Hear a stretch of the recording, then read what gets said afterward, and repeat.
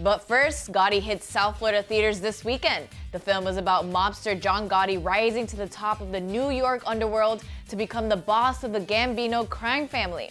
His life takes a wild turn as he faces tragedy, multiple trials, and a prison sentence. And we had the chance to chat with some of the stars of the film, John Travolta and Kelly Preston.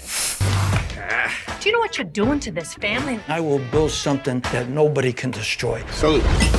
Paul Castellano was a fish in the desert. I never respected Paul. You killed the boss's boss. You will bring down hellfire. There is no choice.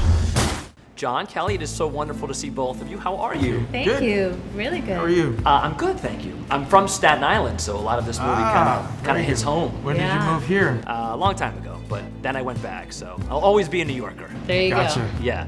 Yeah. So I'm curious, how much did the two of you know about John Gotti? Certainly we've all seen the news stories, but kind of in his heyday, did you know a lot of what he was doing? I only knew what everyone else mostly knew, the covers of the New York Post and the Daily News and the Teflon Don illusions and that. I really did need to do my research. He was the most famous gangster I knew other than Capone and Dillinger, but I needed to find out more about him. And then for both of you to get these roles, you've both been in so many films, but there has to be something extra sort of special, surreal about playing this family, I would imagine. Yeah, especially when the family they're all alive except for John Sr. and Frankie, and they have a criteria for how you're going to portray mom, dad, husband, wife.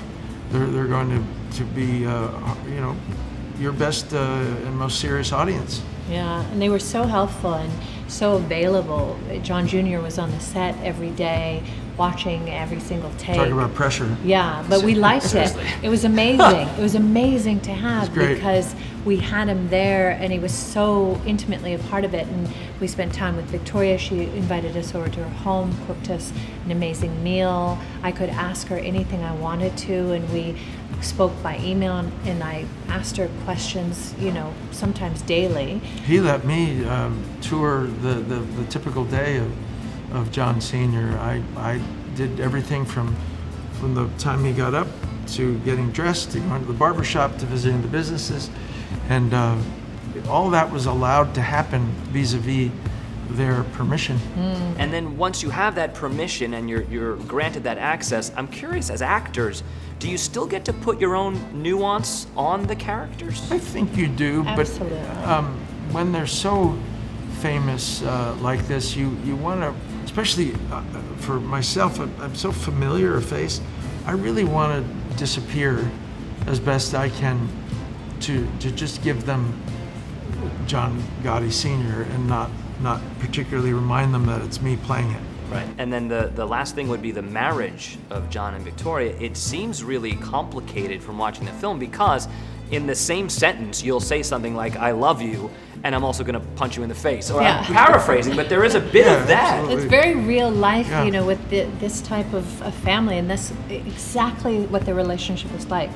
Everything Verbatim, in this, actually. Every piece of dialogue is actually True. what happened. Every scene is what happened. And that's, I think, what's so unique is you're really getting a look behind all of the headlines and the fascination with John Gotti. You're getting to see who the real man was, what the family is like, what the relationship with, he and his wife were, and it's fascinating. It's a powerful film. Thank you Thank so you. much. It's been an honor to chat with you. Thank you. Thank guys. you both. Thank you. As a father, the idea of you being in prison made me sick. Never back off, ever.